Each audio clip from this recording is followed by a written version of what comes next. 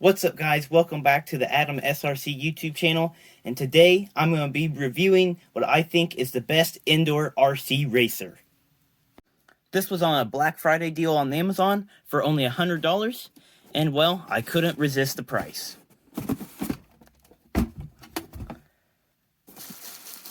Here's our radio.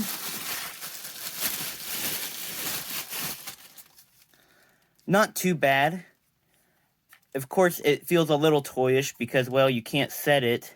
It'll fall down. You try and set it, and it just falls down. But looks like I can reach it with one hand. I have decently sized hands, but I can still reach it with one hand, which that's pretty nice.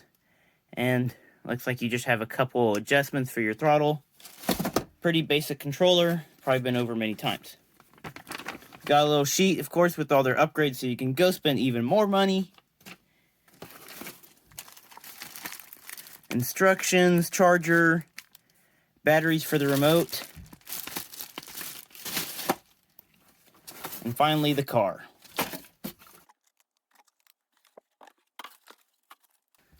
Normally I wouldn't keep the instructions, but they have the battery, so I'm going to need that. Suspension seems pretty good, guys, right off the rip. Has a decent amount of weight to it. Has an aluminum chassis. I think it's going to be a pretty good car.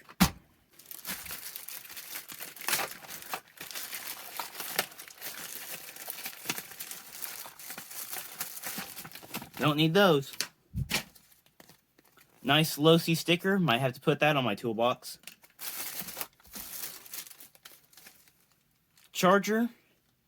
Says it's rated at, I don't know if you can see that. It says 500 milliamps current. So would that be 0.5 amp? It's not horrible. Of course, comes with a little wrench, not too bad, and a binding plug.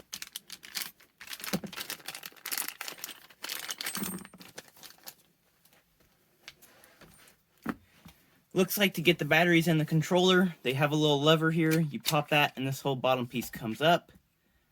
And then I guess this kind of snaps and opens up and your batteries go in there. We'll see how long these batteries last. I don't know if they'll be any good, but hopefully they'll last a little while.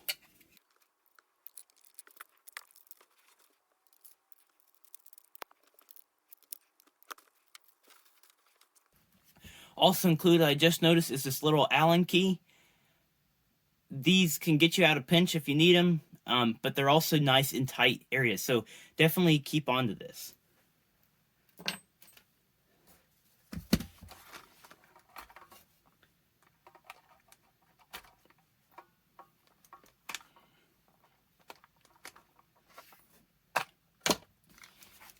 Inside, I know these have been around for quite a while, so nothing new, but you got your battery underneath the 2-in-1 ESC, your motor, and it seems to be pretty well balanced, guys. I do like how they keep all the weight down low, especially with the battery and the motor. And it looks like your ESC is a standard micro servo, so you can easily replace that with something better. Looking at stock suspension, it is pretty smooth. I like the travel. Seems has pretty decent oil in it. And it sits at ride height. It's sitting a little below parallel, kind of like that. So it does ride pretty low, but drop test, it can take a pretty good about foot drop where it just starts to bottom out. So it seems like the suspension is pretty well set up. And for how cheap this car was and how small, the quality seems pretty good. 2 pins located right here. You take them off and the whole ESC pivots up, allowing you to access the battery. 650 milliamps, 2S, seems to come with about 50% charged like it should. So hopefully this battery will last quite a while. I know they kind of have to be a specific size to fit nice and tight in this area. So hopefully you get plenty of runtime and stuff out of this battery.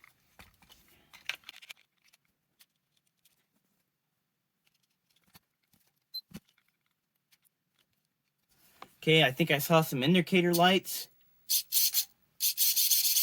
Steering seems really good, guys. I don't know if you can see that, but that is there. It's struggling a little bit, but the servo saver is doing its job. That's pretty good. It's a pretty small car, but not too bad. Not a whole lot of speed and power, but what's to be expected from a brushless motor.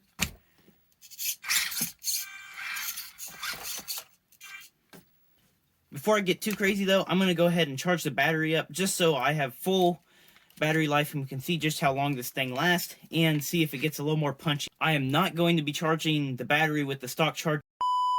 I will be using the stock charger they provide simply because my bigger charger, I do not have a small EC2 connector for it. And before I get one, I'm going to go ahead and use this charger and see how long it takes. While the battery's charging, let's go ahead and take a little deeper look at this car. Looks like we have bearings in the front and rear, which is always a good sign, especially on these smaller RC cars. A lot of the cheaper ones don't have bearings, especially when you compare them to ones in the $100 price range. And what I like about this is it's in that $100 price range and it's by a professional RC brand, and you're not getting some cheap Chinese junk off of Amazon. It also has adjustable turnbuckles everywhere. You can see you have your upper linkage is adjustable, your tie rods are adjustable, and so are your rear linkages. They are adjustable as well. You also have multiple shock mounting locations. In fact, you even have mounting locations on the front of these A-arms, so you could possibly even fit 2 shocks on both of these, especially if you're going to be taking big hits. Again, though, you can see you have another pocket for a shock to make it a little more plush. So like I say, it seems like this has a lot of adjustability to make it drive how you want it to drive.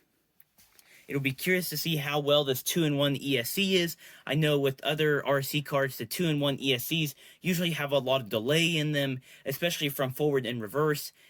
And the steering can have some delay in it that makes it kind of difficult to drive and be precise with your driving.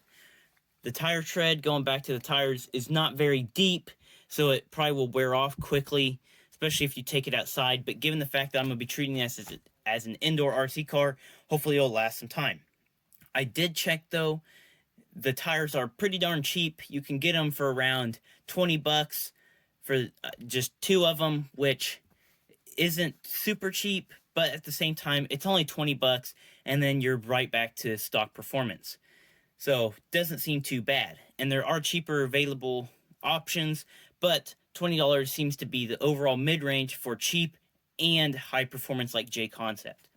So, doesn't seem too bad. Of course, there are upgrades for this car. I don't think it'll really need too many. You could go brushless, but I stick with brush mainly because it was cheaper, and I wanted a car that would do perfect indoors. You start getting these little RC cars that are a little too fast, and they become hard to handle and just aren't super practical inside because they can easily get out of control and smash into walls. It seems like it's going to have pretty good grip. These tires, although like the tread isn't super deep, they do seem to hook up pretty well, and trying to slide the car side to side, even on this mouse pad mat, which is inherently slicker than carpet, well, it seems to grip pretty well. It does have pretty good steering angle. You guys can see that is pretty tight, so we'll have to see how well it actually turns. I also like the fact that it has a metal chassis. For this size of car, I don't really see you bending this chassis unless you are just airing this thing out. But then again, it only goes so fast being brushed, so you'd have to convert it to brushless to go fast enough for it to probably harm itself. But anyhow, I'll report back to you once I've driven this thing.